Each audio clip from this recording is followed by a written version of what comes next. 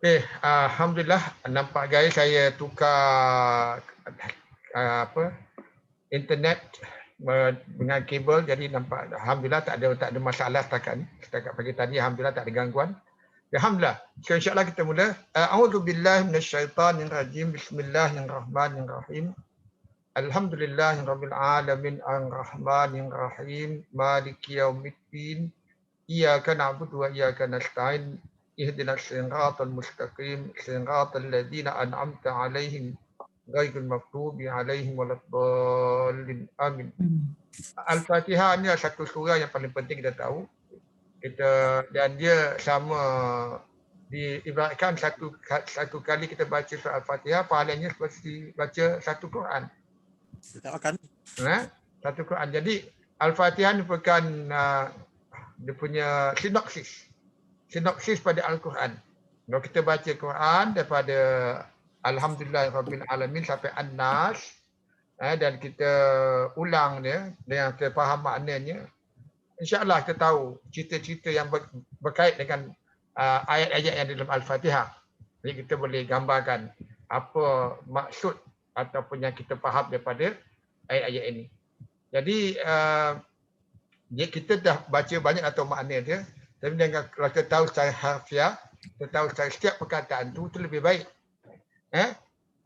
Jadi kalau saya menanggapi Al-Fatihah yang saya baca, khususnya dalam solat, kalau tak solat kadang solat jemaah ada imam, kadang imam baca, kadang kita baca sendiri kan. Kalau solat sir, kalau solat jahati imam baca, kita dengar jugalah. Jadi kalau imam baca bagus, alhamdulillah lah. Kalau imam baca laju pun kadang kita asal dapat makna dia je lah kan, asal dapat lepas tanggungjawab. Okey. Jadi kita nak mendanggapan ni bila kita khusus dalam kita baca solat tahajud sendirian. Bila kita baca sendirian ni, kita baca Al-Fatihah ni digalakkan baca yang hujung panjang. Bismillahirrahmanirrahim. Lepas tu kita tengok makna, fikir makna. Alhamdulillahirabbil alamin. Ar-Rahmanir-Rahim. Itu yang kita patut kita buat dalam bila solat malam. Jadi kita tenang, relax. Kita relax dengan Allah tu. Okey. Jadi bila kita takbiratul ihram, kita Allahu Akbar. Allah Maha Besar. Jadi lepas tu kalau nak baca iftitah boleh, kalau selalu kalau bab qiyam ni, bab tarawih, orang tak baca iftitah, terus baca Al-Fatihah kan. Jadi lepas kita baca ta'awuz, a'udzubillahi minasyaitanirrajim, bismillahirrahmanirrahim. Jadi bila baca bismillahirrahmanirrahim, apa patut tanggapan kita? Kita tahu maknanya, student peserta bakti, kita tahu dengan nama Allah yang Maha Pengasih lagi Maha Penyayang. Jadi dengan menyebut nama Allah yang Maha Pengasih lagi Maha Penyayang. Jadi kita akan baca Al-Fatihah dan kita akan solat, kita sebut dengan menyebut nama Allah. Nak mula ni dengan yang Maha Pengasih Ar-Rahman, amat pengasih Ar-Rahim, amat penyayang. Jadi itu menjadi niat kita. Niat kita nak solat, apakah menjadi niat kita untuk sembah Allah tu, apakah kita harapkan daripada dia, ataupun apakah kita punya tanggapan kita terhadap Allah. Jadi bila kita baca siapa itu Allah, kita tahu Ar-Rahman, Ar-Rahim ada sifat pada Allah kan. Sebab Ar-Rahman ni, Ar-Rahim ni ambil baris pada Allahi. Jadi sifat. Jadi sifat Ar-Rahman, Ar-Rahim banyak Allah telah beri kita nikmat. Banyak Allah beri kita nikmat dari segi daripada kita lahir tidak ada apa, tidak ada pakaian, Allah beri pakaian. Kita baca surah Wadduha. Wa wajadaka dhallan fahada wa wajadaka ailan fa'aghna. Kan? Kami dapati kamu sesat, tak tahu apa-apa, kami tunjuk. Kami dapati kamu miskin, tak ada apa-apa, kami beri kekayaan atau kecukupan. Itu satu sifatnya. Dan tapi yang paling cukup untuk kita rasa di depan Allah ialah ya nikmat keimanan. Nikmat kita diberi hidayah untuk kita sembah Allah. Untuk kenal Allah tu ada dan kita nak kita berdepan dengan Allah. Kita kita berdepan dengan Allah SWT tu, kita berhadap Allah SWT, kita ucap semua kalimah-kalimah Allah ni. Semua Al-Quran kan kalimah Allah, kita ucap balik kalimah tu di depan dia dengan penuh pengertian. Okey, jadi bila kita sebut tu, kita itu yang kita rasa syukur, bahawa Allah telah memberi kita segalanya. Dan nikmat yang paling baik, nikmat iman, nikmat kita kenal dia, dan nikmat kita boleh sembah dia, dan nikmat untuk menyembah dia, mendapat ketenangan. Itu yang kita niat kita. Bismillahirrahmanirrahim. Kita harus mula dengan rasa syukur. Lepas tu kita alhamdulillahirabbil alamin. Kata alhamdulillah, kata alhamdu segala pujian, bukan pujian tertentu. Alhamdu ni panggil universal, jadi segala pujian. Semua yang Allah ada di muka bumi yang makhluk dia tu semua adalah menunjukkan kebesaran dan kemurahan kasih sayang Allah.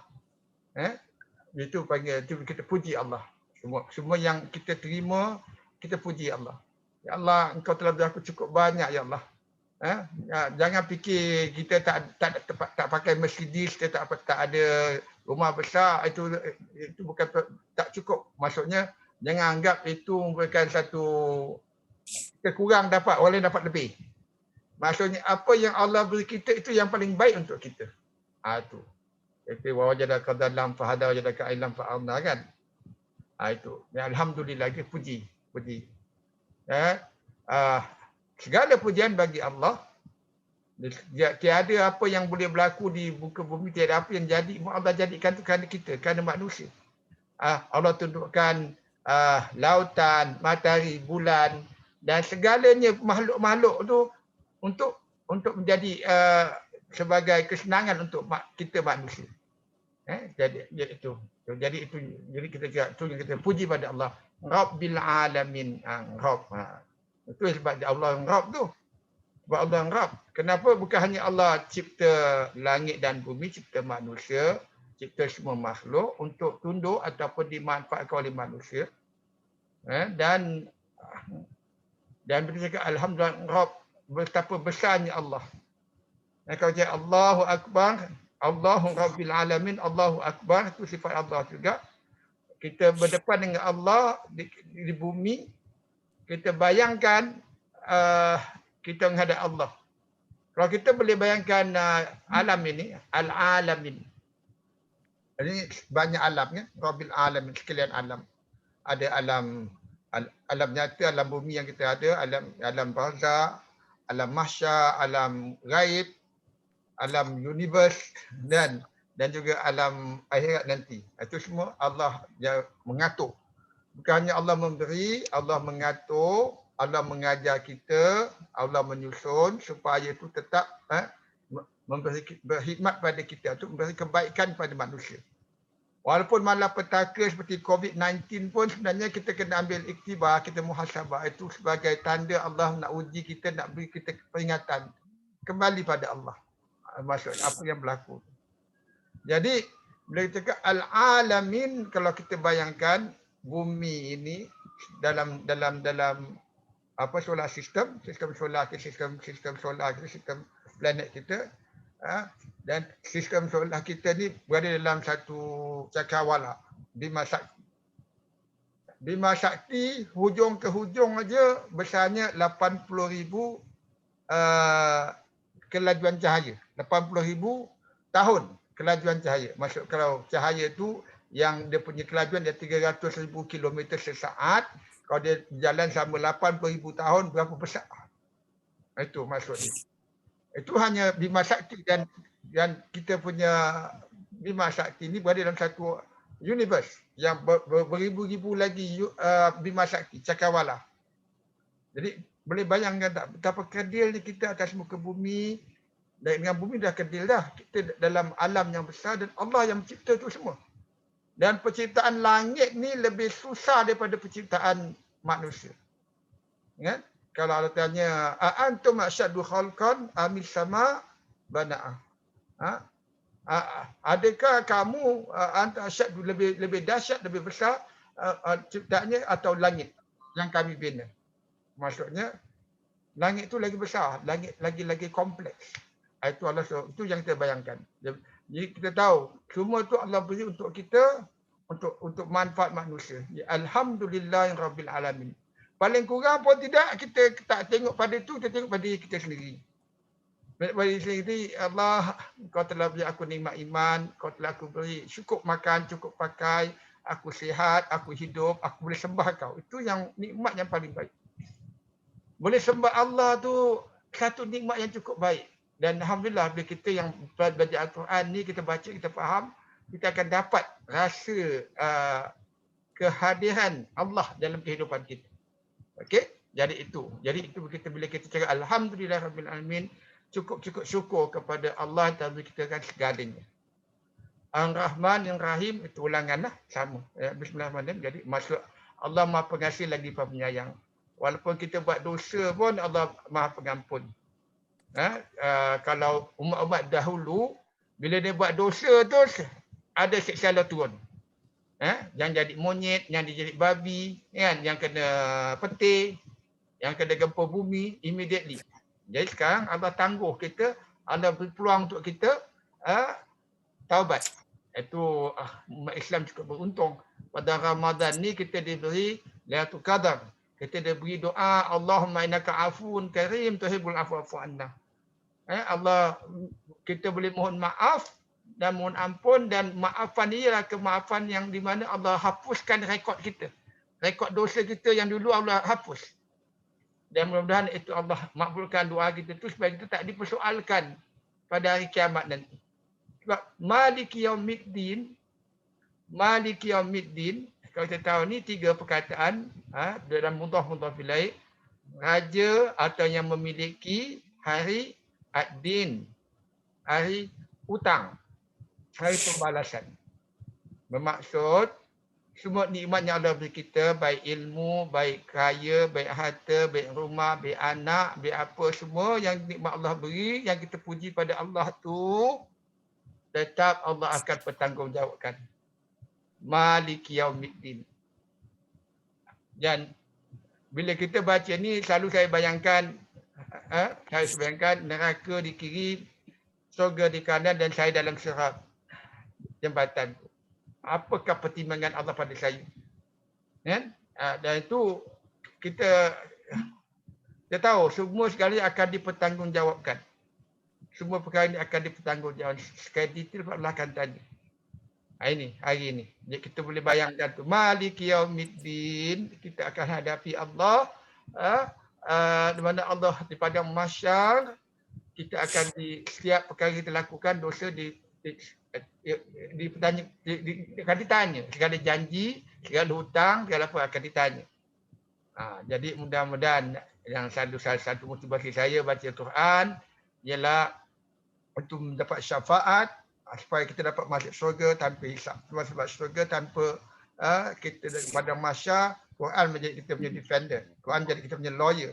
Yang menjadi program bela kita supaya kita diberi kemudahan oleh Allah untuk masuk syurga terus. Amin, insya-Allah. Amin, insya-Allah. Maliki Yaumiddin. Jadi kita kena bayangkan itu. Dan baru kita masuk. Ini semua sifat-sifat Allah kan? Allah Rabbil Alamin, Ar-Rahman, Ar-Rahim, Maliki Yaumiddin, sifat Allah. Okey?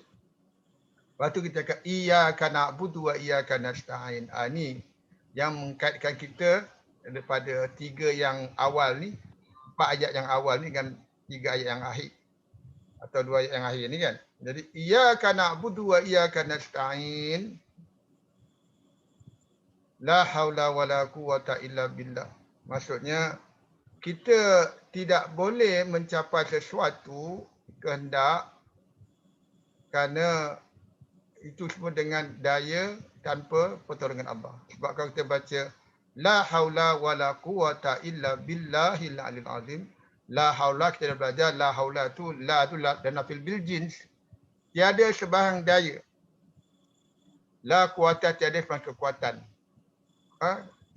Illa billah. Bermaksud kalau kita tanya ulama kata ini bermaksud kita tidak ada sebarang daya dan kekuatan untuk melakukan satu kebaikan atau untuk kita menghindar satu kejahatan tanpa pertolongan Allah. Maksudnya, we are helpless. Kita tak ada daya dah. Itu kita kena cakap, iyyaka na'budu wa iyyaka nasta'in. Ya Allah, aku serah pada engkau. Ya Allah, aku mohon sangat pada engkau. Aku tak ada daya untuk elak kejahatan. Kadang-kadang dugaan datang pada kita, ujian datang pada kita. Kita tak tahu, kadang kita tak sedar. Kadang kita sedar, tapi kita manusia ni nafsu lawamah. Nafsu lawamah ni yang cenderung kepada keburukan. Kecuali mereka mendapat rahmat Allah. Jadi itu yang kita harapkan daripada iyyaka na'budu wa iyyaka nasta'in, kerana tiada segala daya, tak ada kekuatan untuk kita buat kebaikan atau menghindar kejahatan kecuali dengan pertolongan Allah. Itu kita harapkan di doa ni. Sebab lepas ni dia akan tunjuk pada kita, iyyaka na'budu wa iyyaka nasta'in. Jadi itu rasa kita cukup lemah. Jangan rasa yang kita ni cukup solat, cukup ibadah, cukup Quran baca setiap hari, kan? Sedekah cukup. Kita tak tahu bagaimana kita akan berakhir. Sekarang ni okeylah. Tak tahu hidup kita bila kita meninggal. So selalu saya doa, ya Allah, kau peliharalah aku dan keluargaku dalam kebaikan sehingga akhir hayat. Maksudnya kita buat baik tu sampai akhir hayat. Janganlah kita mati dengan su'ul khatimah. Kita nak meninggal dengan husnul khatimah, tapi kita tak ada daya. There's no way kita boleh pastikan. Kita serah pula pada Allah. Dengan iyyaka na'budu wa iyyaka nasta'in.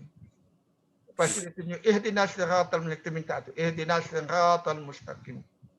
Ihdina fil amr, kan? Tunjuklah kami as-siratal mustaqim. Ini menjadi maksud sifat. As-siratal mustaqim, kalau bahasa Melayu tak apa jelas. Jalan yang lurus. Tak nampak sangat jalan yang lurus. Tapi kalau bahasa Inggeris, as-siratal mustaqim, the straight path. Pun tak lengkap, pun tak cukup terjemahan ni. As-siratal okeylah, the straight, the road, the path. Al-mustaqim, kita dah belajar, ini isim fa'il. Kum, asalnya kum, mustaqim, mohon atau mencari, yang mencari kelulusan, jalan yang mencari kelulusan. Maksud ni aktif ni. Satu usaha yang aktif, bukan kita dah Islam cukup boleh masuk syurga. Atau kita dah Islam, nama Islam, kan? Dah sembahyang, kita pasti akan masuk syurga. Tidak tentu. Sebab tu jalan tu as-siratal mustaqim, maksud jalan yang kita selalu kena menilai yang kita nak lakukan tu sesuai dengan kehendak Allah ke tidak. Sesuai dengan perintah Allah ke tidak. Aja itu. Itu yang mustaqim ni. Maksudnya sentiasa mencari kelurusan. Siratal ladzina an'amta 'alaihim ghairil maghdubi 'alaihim waladdallin. Amin. Jalan yang mana? Siratal ladzina an'amta 'alaihim. Okey? Boleh tak Al-Fatihah berhenti kat sini? Ya, kita minta ihdinas siratal mustaqim, siratal ladzina an'amta 'alaihim. Cukup tak kalau kita doa itu? Kan? Maksud doa tu, tunjukkanlah aku jalan lurus, jalan orang-orang yang kau telah beri nikmat. Itu 4 orang kan, ada syuhada, nabi, para nabi, para siddiqin dan para salihin, semua tu kan. Boleh berhenti sini kan pada doanya. Tapi kenapa Allah tak sambung dengan ghairil maghdubi 'alaihim waladdallin? Bukan orang-orang yang kau murkai atas mereka, dan bukan jalan orang yang melakukan kesesatan. Ad-dallin isim fa'il.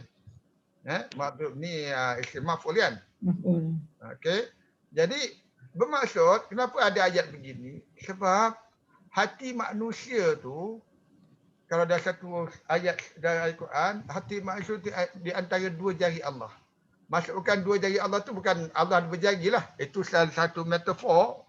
Maksudnya kalau gini 2 jari, hati tengah-tengah. Maksud boleh dibalikkan bila-bila aja. Allah boleh balikkan. Kalau Allah balikkan tu kena ujian untuk kita juga. Jangan sangka kita buat baik seperti ayat daripada hafal Quran, dah banyak beri ceramah, Allah tak boleh tukar hati kita. Itu yang kita takut tu. Yang kita takut. Kita takut maksudnya walaupun kita dah doa ni kan, Allah tukar hati kita. Jadi kalau kita doa kita, ya muqallibal qulub, tsabbit qulubana ala ta'atik wa ala din. Wahai yang bolak-balikkan hati, kau tetapkan hati kami. Itu yang takut ni. Selalu kalau saya baca, saya takut. Saya takut nanti dalam sebuah jalan kita dah amal baik sebab Rasulullah kata seorang tu mungkin beramal dengan amalan syurga. Kan? Tapi pada akhirnya dia masuk neraka. Seorang tu dengan amalan-amalan neraka tapi akhirnya masuk syurga. Sebab Allah yang menentukan. Kita tak tahu kita akan masuk syurga. Bagaimana kita nak mati, tak tahu. How we going to end. How we are going to end up in our life. We don't know. Jadi inilah menjadi doa yang sebaik-sebaik ini cukup takut sangat. Ya, jadi bila sampai ghairil maghdubi alaihim, cukup doa tu, ya Allah, kau janganlah balikkan hatiku supaya aku jadi orang yang kau berkahi dan juga sesat. Itu saya doa saja. Dan kadang-kadang sampai sini yang sebab. Bila kita tahu Allah boleh ubah diri kita ni bila-bila masa. Itu jangan terpanjat. Maksudnya kita kalau sukakan seorang tu, dia gelar ulama ke, dia gelar tok guru ke, maksudnya kita anggap dia akan bawa kita terus baik sampai akhir. Wallahu a'lam. Jadi kita selalu musahabah diri dengan kita berpadu pada Al-Quran dan Al-Sunnah. Kita sendiri ada ilmu. Kita belajar sendiri. Kita nilai sendiri. Jadi maksudnya kepada diri sendirilah. Cukup kita berdoa di sini supaya Allah tetapkan hati kita kepada kebenaran dan juga kepada jalan yang lurus sehingga akhir hayat. Doa selalu, ya Allah, kau peliharalah aku dalam kebaikan sehingga akhir hayat. Supaya dapat mati dengan husnul khatimah. Itu amin. Jadi ini kalau kita baca dalam solat, kita tahu setiap makna perkataan itu dan apakah tanggapan patut kita ada. Kan? Dan insya-Allah itu yang akan mendatangkan tadabbur dan kehusyukan dalam solat, insya-Allah. Itu yang saya nak sampaikan. Okey. Ada 20 minit dah habis. Jadi kalau ada soalan-soalan boleh saya cuba jawab kalau boleh lah. Okey. Silakan. Kita ada siapa? Kita ada Nazim, kita ada Hussein daripada Singapura. Haji Asli ada juga. Kalau Haji Asli nak tambah-tambah silakan. Kalau soalan silakan. Saya buka lagi 10 minit, pukul 9 je kita tangguh. Silakan. Ustaz. Ya. Assalamualaikum. Assalamualaikum warahmatullahi wabarakatuh. Saya ada dengar yang daripada ulama Malaysia lah pasal kajian dia orang buat tesis pasal huruf ba tu kan, B tu kan, bismillah tu kan. Yang membawa maksud sebanyak 14 makna tu Ustaz. Ada Ustaz pernah dengar tak? Bismillah. B tu, huruf B tu. Huruf B je dengan ba tu membawa maksud 14 makna. Mungkin wallahu alam, itu saya belum dengar lagi bab tu. Cuma kalau kita tahu B tu dengan ajalah.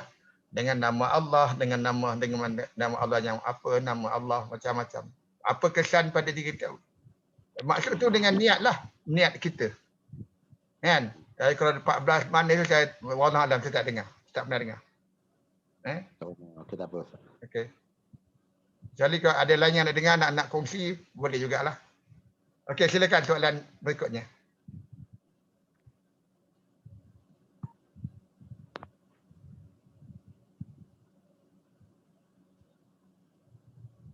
Okey. Tak ada soalan? Ada tambahan? Tak ada. Ya. Jadi mudah-mudahan apa yang saya sampaikan manfaat dan baca tu sebab kita tahu setiap ayat yang kita baca kita kena pause kejap. Dari segi dalam hadis bila kita baca alhamdulillahirabbil alamin, Allah menjawab kan, hamba-Ku telah memujiku, kan. Ar-Rahmanir Rahim, Allah akan jawab lagi.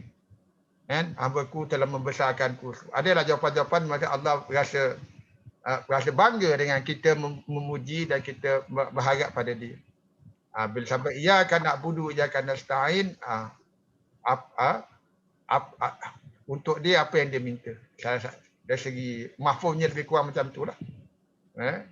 Okey. Tapi dalam hidup ni tak boleh overconfident lah. Tak tahu bagaimana kita akan berakhir. Itu yang penting. Jangan overconfident. Kita itu sentiasa kita kena solat 5 waktu, 5 kali sehari itu. Kita kena kembali pada Allah, kembali kepada Allah, kembali pada Allah. Okey, alhamdulillah. Kalau tak ada soalan, kita boleh tangguh. Kalau ada apa soalan boleh tanya dekat grup. Haji Asri, apa khabar Haji Asri? Ya, alhamdulillah baik. Okey. Ya, dengar. Ya, dengar. Silakan. Ada apa-apa nak tambah? Tak ada. Ya, masuk lewat tadi lepas lama sampai. Ya. Okey, alhamdulillah. So, itu saja pendek je, insya-Allah jazakallahu khairan pada semua yang hadir, dan insya-Allah kita teruskan kelas kita minggu depan.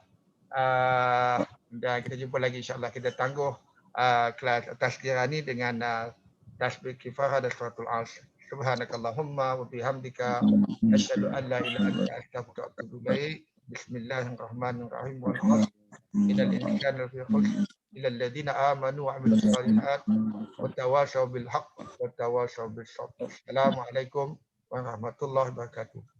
Waalaikumsalam. Waalaikumsalam. Terima kasih. Ustaz. Assalamualaikum. Assalamualaikum warahmatullahi wabarakatuh.